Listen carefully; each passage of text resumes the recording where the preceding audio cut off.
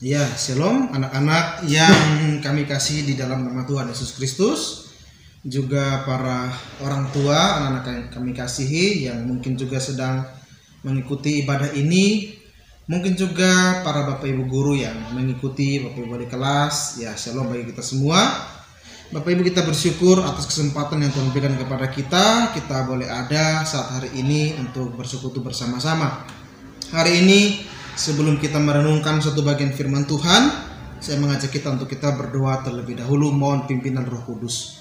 Mari kita berdoa. Bapa kami yang baik, yang kami kenal di dalam nama Yesus Kristus, Tuhan dan Juru Selamat kami. Terima kasih untuk waktu ini. Kami boleh menikmati pujian di awal tadi. Sekarang ada waktu bagi kami untuk kami merenungkan firman Tuhan. Terima kasih Tuhan, kami bersyukur buat kesempatan ini. Kiranya ketika kami membaca, mendengarkan, dan merenungkan firman Tuhan, kami ditolong oleh Roh Kudus untuk memahami yang kami baca ini, dan boleh kami praktekkan dalam kehidupan kami. Khususnya bagi anak-anak kami dalam masa remaja, masa muda mereka dapat melakukan firman Tuhan sehingga menjadi anak-anak Tuhan yang menyenangkan hati Tuhan. Terima kasih Tuhan, kami menyerahkan beberapa menit pemberitaan firman Tuhan ini. Tuhan Yesus yang memberkati hamba yang menyampaikan firman Tuhan. Tuhan urapi bahkan semua kami yang menjadi pendengar di dalam waktu-waktu ini. Tuhan juga memberkati. Di dalam nama Tuhan Yesus kami berdoa. Amin. Ya, saudara-saudara yang dikasihi dalam nama Tuhan Yesus Kristus, saya rindu untuk kita membaca satu bagian firman Tuhan yang tertulis di dalam kitab Ulangan pasal 8 ayat yang kedua. Nah, saya menyampaikan bagian firman Tuhan ini yang akan menjadi dasar dari topik perenungan kita hari ini. Ya, firman Tuhan ini akan saya sampaikan dengan satu topik pembahasan, yaitu membuang kebiasaan buruk. Mari kita membaca. Saya akan bacakan bagi kita, saudara-saudara di rumah bisa membuka Alkitabnya atau memperhatikan di layar ini dari Ulangan pasal 8 ayat 2. Demikianlah firman Tuhan tertulis bagi kita. Ingatlah kepada seluruh perjalanan yang kau lakukan atas kehendak Tuhan Allahmu di padang gurun selama 40 tahun ini dengan maksud merendahkan hatimu dan mencoba engkau untuk mengetahui apa yang ada dalam hatimu, yakni apakah engkau berpegang pada perintahnya atau tidak. Nah, saudara-saudara, ada sebuah kisah seorang anak kecil berjalan di sebuah taman yang luas bersama ayahnya. Ayahnya hendak mengajarkannya sesuatu agar ia meninggalkan kebiasaan yang buruk dan mulai membangun kebiasaan yang baik dalam hidupnya. Nah, saudara, mereka berdua berjalan, mereka melihat berbagai tanaman, bunga yang indah dipandang. Kemudian ayahnya berkata, "Coba kamu cabut rumput yang itu," kata ayahnya sambil menunjuk ke sebuah rumput kecil. Anaknya memegang rumput itu lalu mencabutnya dengan mudah beserta dengan akar-akarnya. Ayah dan anak kemudian melanjutkan perjalanannya. Kemudian ayahnya berkata, "Coba kamu cabut ilalang yang itu," kata ayahnya pada anaknya sambil menunjuk sebuah rumput ilalang yang lebih besar. Anaknya berlari menuju ke rumput itu, memegangnya dan kemudian mencabutnya dengan menggerakkan kekuatannya. Rumput ilalang itu pun tercabut, tapi dengan upaya yang cukup keras dari anak tersebut. Nah, perjalanan kemudian dilanjutkan. Tiba-tiba sang ayah berhenti dan menunjuk ke sebuah semak belukar yang berukuran cukup besar. "Coba kamu cabut semak itu," kata ayah pada sang anak. Dan kemudian anak kecil itu berusaha mencari pegangan pada semak tersebut. Lalu kemudian dia menariknya dengan sekuat tenaga, ya. Tapi usahanya nggak berhasil. Dia mencoba dari berbagai sisi yang lain, tapi tetap semak belukar itu nggak dapat tercabut. Setelah anak itu merasa capek, anak itu pun menyerah. "Aku nggak bisa, ayah, ya. Aku nggak bisa melakukan ini." Kemudian ayahnya pun tersenyum. Ayahnya peluk anaknya. Kemudian ayahnya menjelaskan makna dari apa yang dia suruh kepada anaknya untuk dilakukan. Kamu lihat, anak, ya. Sama halnya dengan kebiasaan yang buruk. Jika kita membiarkan kebiasaan itu berakar dan bertumbuh semakin besar dalam hidup kita, maka akan semakin sulit bagi kita untuk menghentikan kebiasaan itu. Kebiasaan yang buruk harus dihentikan saat ini juga, dan mulailah membangun kebiasaan yang baik untuk masa depanmu. Nah, saudara-saudara, kita seringkali tidak sadar bahwa dalam hidup kita itu ada kebiasaan-kebiasaan yang buruk.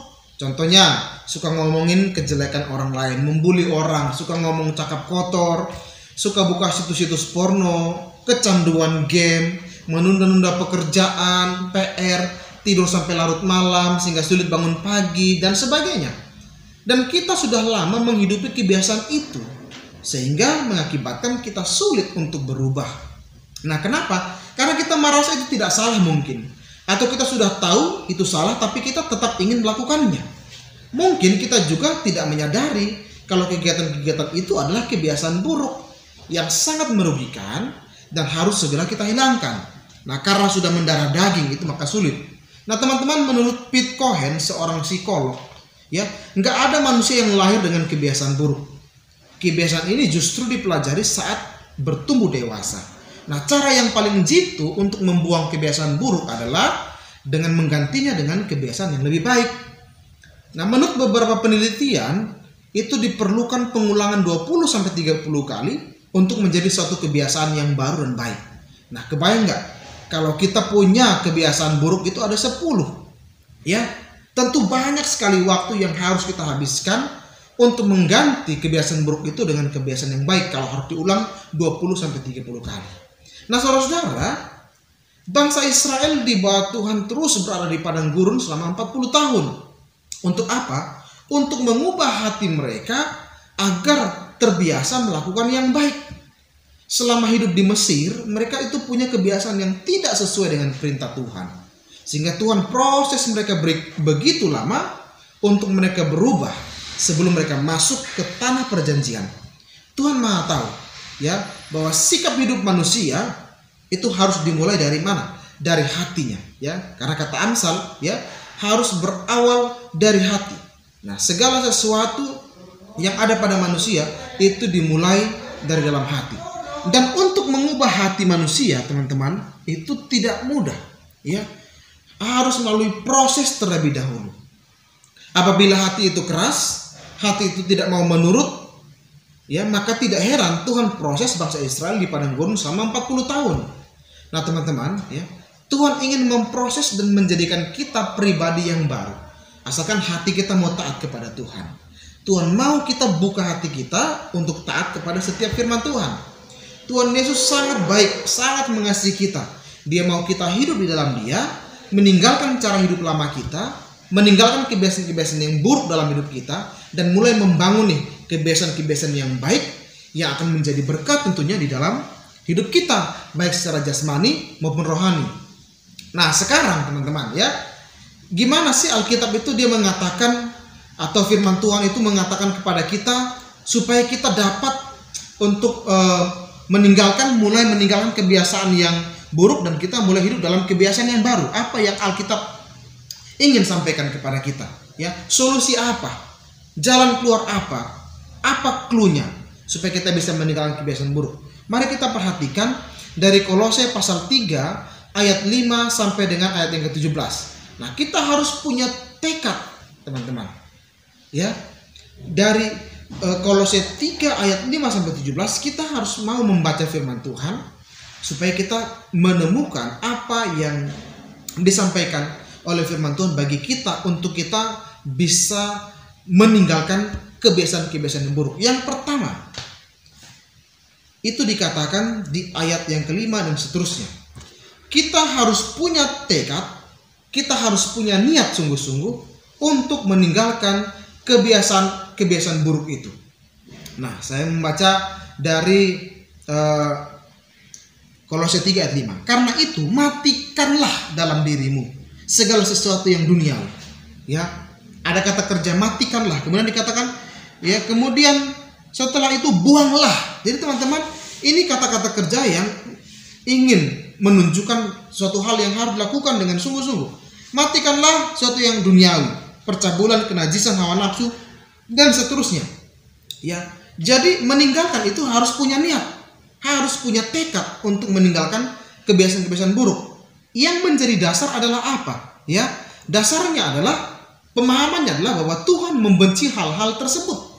Bahkan Tuhan murka, Tuhan marah saat melihat anak-anak Tuhan hidup dalam semua hal tersebut. Di ayat yang ke-6 ya, Tuhan ingin kita hidup dalam kehidupan manusia yang baru.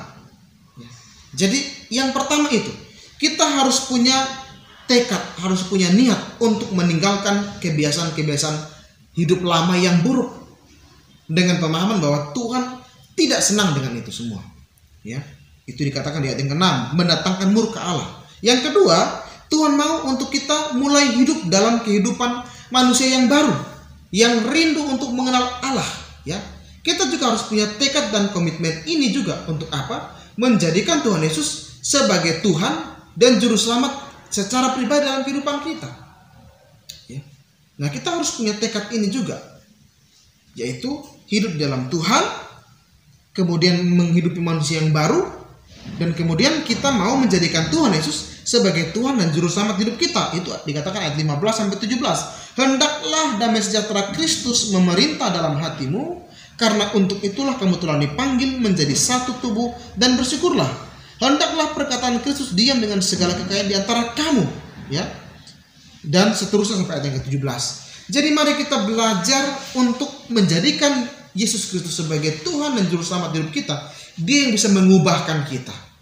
Mengubahkan kita, kebiasaan buruk kita, memiliki kebiasaan-kebiasaan yang baru, yang lebih baik.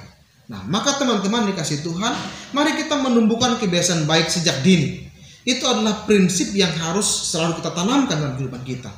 Walau mungkin ada kalanya kita gagal melakukannya, tapi jangan berhenti. Jangan putus asa. Terus mencoba, melatih diri, melakukan dan tetap mengandalkan Tuhan. Ya, percayalah, kita pasti akan dimampukan untuk terus hidup dalam kebiasaan-kebiasaan yang baik. Ingat, menumbuhkan sebuah kebiasaan baik dibutuhkan proses. Kita nggak bisa mengharapkan semudah itu, semudah memberikan telapak tangan. Ya, kita perlu proses. Ingat, perhatikan juga pergaulan kita. Jangan biarkan pergaulan yang buruk merusak kebiasaan-kebiasaan baik yang sudah kita miliki, dan lakukan itu dengan baik. Ya, banyak anak muda teman-teman yang tanpa disadari membiarkan diri dan hidupnya dirusak oleh pergaulan. Awalnya mungkin karena nggak berani bilang maaf, saya tidak mau, ya, nggak berani menolak ajakan untuk menyentuh rokok, ya, minum-minuman keras, narkoba dan sebagainya. Ya. Lama kelamaan perilaku buruk itu menjadi kenikmatan-kenikmatan yang sulit untuk ditinggalkan. Siapa yang paling dirugikan? Tentu saja diri kita sendiri. So, mari kita mulai hidup dengan kebiasaan-kebiasaan yang baik. Serahkan hidup kita kepada Tuhan, dan Tuhan akan menolong kita menjadi orang yang sanggup membuang kebiasaan buruk dan menghidupi kebiasaan yang baik. Tuhan Yesus memberkati. Kita berdoa. Ya Tuhan, tolong kami untuk menghidupi kebiasaan-kebiasaan yang baik, punya keberanian untuk membuang kebiasaan yang buruk, dan kami menjadikan Tuhan Yesus sebagai Tuhan dan Juru Selamat hidup kami yang mengatur kehidupan kami. Terima kasih Tuhan, di dalam nama Yesus kami bersyukur dan berdoa. Amin. Oke, terima kasih. Selamat kembali beraktivitas. Tuhan memberkati kita. Shalom.